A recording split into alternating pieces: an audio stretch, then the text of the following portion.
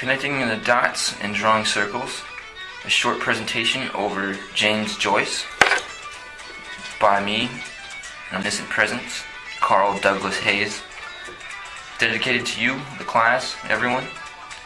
This is what I got. This is what I did my research on.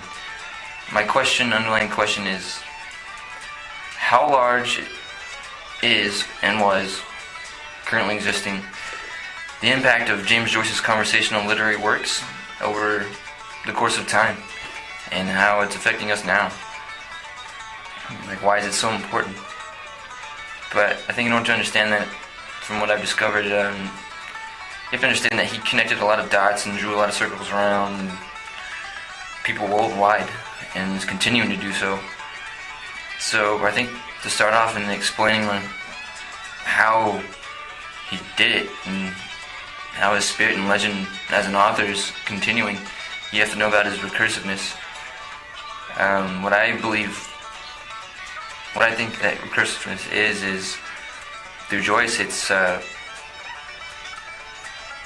every word, sentence, conversation amongst characters, chapters, and situations within the text are all experience and ideologies he gained over time and he developed. I think that's probably the only way to really explain it. But I think to back that up, some of the information that I found at the Henry Ransom Center in Austin, which was quite interesting, by the way. Everyone should go there if you have some time to, I don't know, just do something abnormal and worth something. It's a good experience. But going back to how he draws circles around so many people, there was a letter written by a guy from Seoul, Korea, by the name of Chang Lui.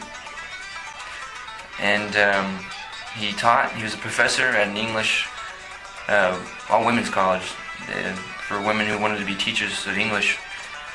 And he inserted a quote from a man named Harry Levin, who was an American literary critic, and Harry Levin quoted, "Ulysses is the novel to end all novels." And that was quite a powerful statement. And then Weir continues off that quote, and he says, in actuality, Ulysses ended all traditional novels in the world because the writer tended to make a new literary genre. And I think there's a lot of truth in that. I mean, I've read quite a bit, not a whole lot, but I've never read anything like Joyce before, that's for damn sure. But yeah, another way that I can tell that Joyce's recursiveness is so impactful is because there's another document that I found, and it's an extract of different press notices compiled by two guys, one from New York, one from London. The guy from London goes by the name of Grant Richards, and the guy from New York goes by B.W. Hubish. And they basically just compile all these extracts, or these press notices, to show his impact. And it's crazy. For instance, there's a press company in China that goes by the name of Sheng Kuomen Pao, and another one, for instance, by the name of Nuo Zhang. That's German, I think. And you go to Liverpool, they got press notices from all over Ireland. They got a press notice from Denver and Pittsburgh. So he's going to all places of the world. Like, his experiences, maybe not him physically, but his legacy, his view of the world is going everywhere, even through us, even through me talking about it. But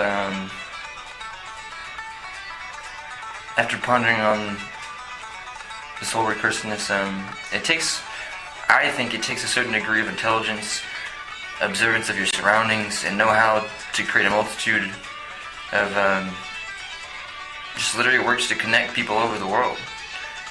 He was devoted to what he did, to words, and to his country. And I think this passion resulted in everything that we're doing right now, and even this presentation that I'm speaking to you about. That just leads me to my next point, his consciousness and his whole train of thought. It's really quite interesting. I mean, from all the works I've read or attempted to read by Joyce, I felt this omniscient presence, like someone talking to me, and I'm understanding, but at the same time, it's kind of hard to understand because the words that they're saying to me are so heavy and deep, and it's awesome. I can't think of a better word to describe it, but just awesome, and it's good.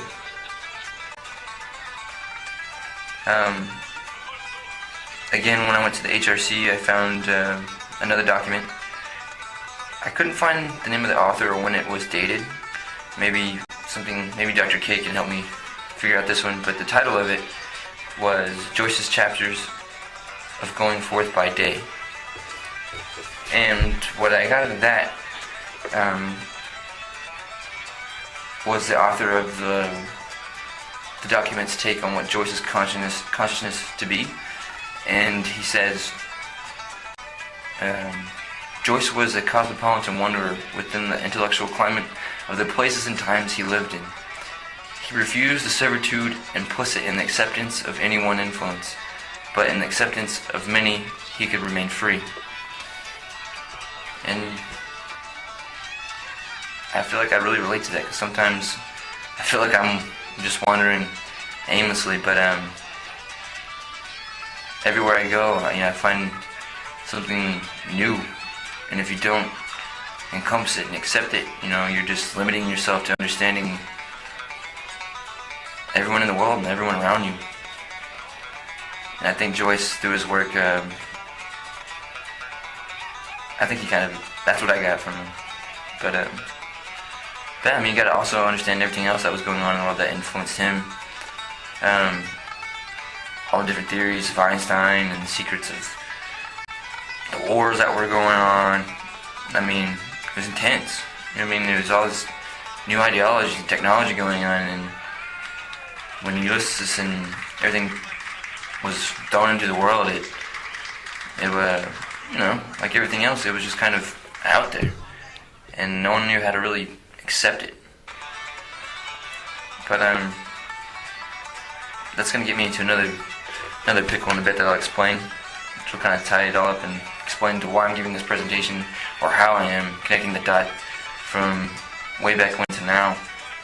But before I do that, I just kind of want to mention that I always feel that there's motion in his work, and motion through everyone trying to figure out what he's talking about, and all this back and forth. It's controversy, back and forth. It's emotion. It's in his mind. Leopold Bloom and Stephen Dallas are two different characters that resemble him. The ideas, the implements in his work, it's back and forth. So you get this whole controversy. You can even go into saying that's a conversation. Maybe that's how he's revealing it. That's how I see it. But one important document that I want to incorporate into this presentation before I close it was, where is it?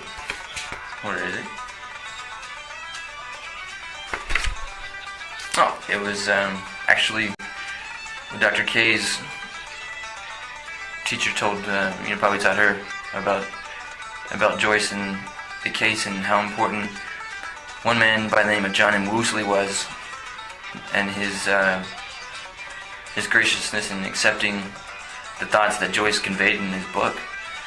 He actually took time out to actually go through it and say, "You've earned your stars and stripes, Mr. James Joyce." So he allowed it to come into the United States.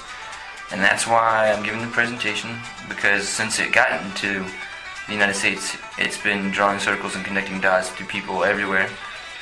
I can't imagine all the people, who dig into it, and I give them props to do that. But that's my presentation. I'm sorry if it didn't all make sense, because I'm still learning about James Joyce and Ethan O'Brien, and it's been real, guys. Thank you. Yes, Irish music. That's the end.